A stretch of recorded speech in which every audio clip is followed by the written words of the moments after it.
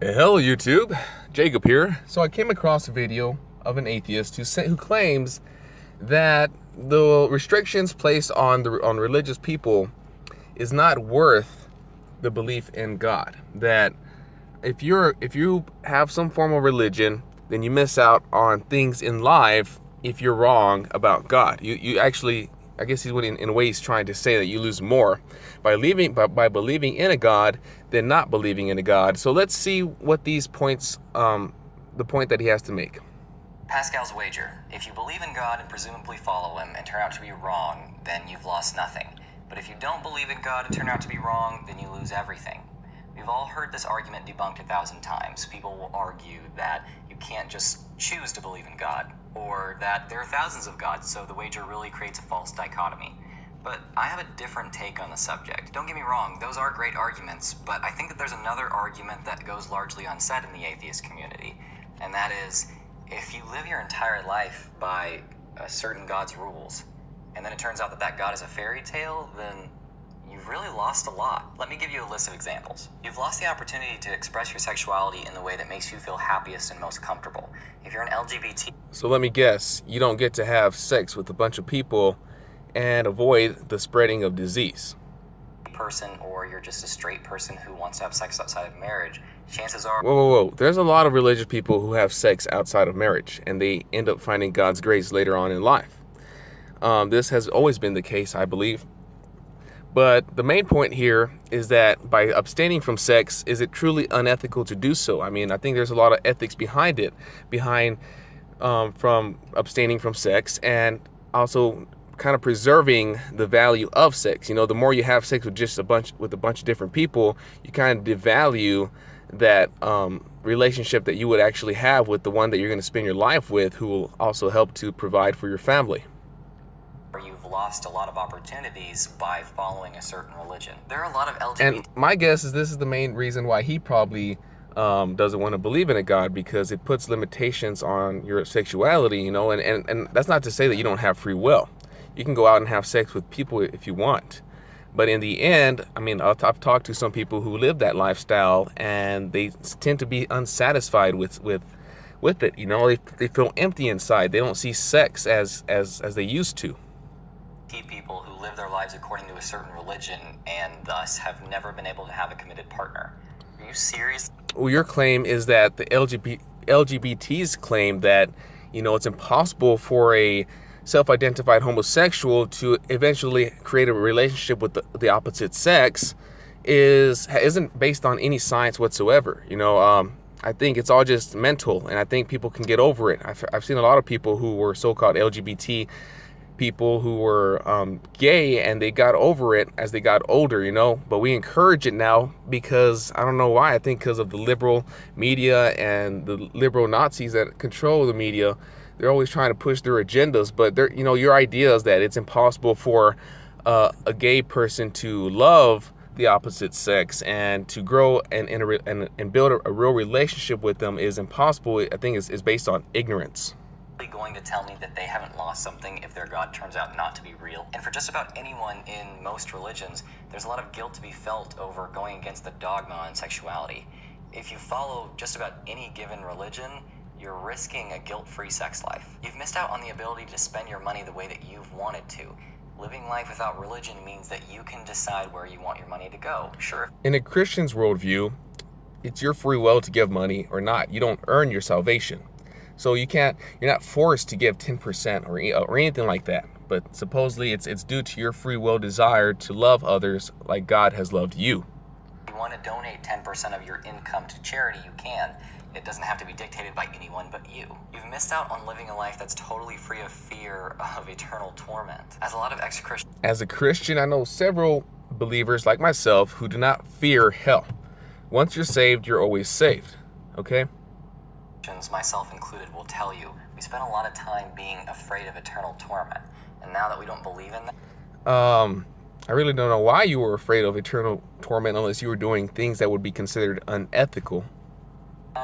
We're just monumentally better off. You've lost the chance to make plans and shape your life in the way that you've wanted to. When I was I have to disagree. There are several Christians who are actors, scientists, you name it. and they're all living successful lives, living fulfilling lives. Christian, I always made something I called open-handed plans.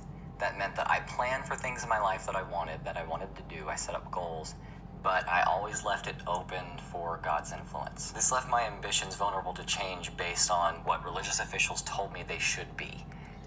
God's influence could be considered natural in a sense. So just leaving your plans open for God's influence, you can still do that now. I mean, not just because you make goals doesn't mean that without God, your goals are going to go according to plan. If that's still natural influence, it's still going to affect your goals. It also left me vulnerable to thinking that God had shown me a sign that I should change my plans into something when really nothing supernatural had happened. If I would have continued living my life in that mindset, there would already be a lot of things that I would have missed out on that were really awesome and very valuable to me. You've missed out on eating or drinking whatever you want. I'll just say this. I really think that's based on your perspective. You were looking for signs, despite biblically speaking, the Bible says that there are signs that we should be aware of, but there's also signs that have nothing to do with God's intervention, and the Bible also states that this generation will be looking for signs and they will get none. But there are some signs that I've received that have led to actually good things. So I mean, maybe you really weren't interpreting the signs appropriately. A lot of religious people have gone their entire lives without ever having taken a drink of alcohol or eaten a strip of bacon. Yeah. I'm one of those people. Actually, I've drinking alcohol, and biblically speaking, even Jesus and other religious authorities in any religion have drinking alcohol. They just drink it modestly. They don't drink it, to get drunk. And I've drinking alcohol, and I can tell you that I just don't like it. I mean, I drink a beer or two very, very rarely, on special occasions, and I mostly drink, I guess, a few wine, mostly wine. And in my experience, I really just have no attachment to it. It kind of tastes nasty to me. I prefer wine, but even that doesn't make me feel any better. I'm always in a good mood, and a lot of it has to do with my faith in God and what I'm doing to make to add purpose to this existence. And I'm doing a lot of things that I'm not going to mention right now, but if all goes well, according to God's will, then these things will work out. Pause the video for a moment of silence if you need to. You've lost your chance to wear whatever you want. Hey, and is it really unethical for you to keep from drinking a lot of beer to get drunk? I mean, just look at all the accidents and all the crimes that go on because people drink and get emotionally distressed by drinking. Drinking a lot isn't a good sign, first of all. It's not a good health sign, and it has a lot of consequences, a lot of ethical consequences. Most religions have a dress code of sorts. And if you live your life according to one, then you've missed all your chances to dress immodestly when you've wanted to, or even dress wearing clothes typical of the opposite sex if that's what makes you feel most comfortable. I do believe that some religions do put too much constraints on the way people dress. But in Christianity, as we can see in our society, that simply isn't the case here when it comes to our beliefs in God's purpose and in how we live our lives. So it really doesn't affect us. Wasted a ton of your time. Whether in your religion you pray, you meditate, or you attend services, or even all three, even if I wasn't religious, I would meditate. I would try to relax. That's what prayer is all about. It's giving you assurance of the future, which is unpredictable.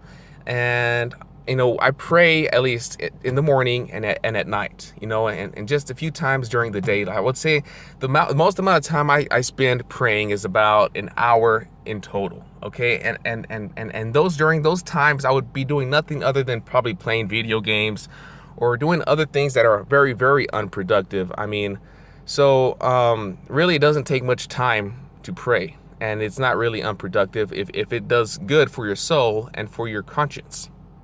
Tons of your time in life on those things when you could have been using them to do something more productive. And if nothing else, you're asserting that we're not doing something productive. Your assumption is that by praying, by spending a few minutes during the day to pray, that we're not living productive lives, which is totally unsupported and irrational when you look at all the successful Christians in the world today. Sleeping in on Sunday is pretty great. You've missed out on living a life where you don't think.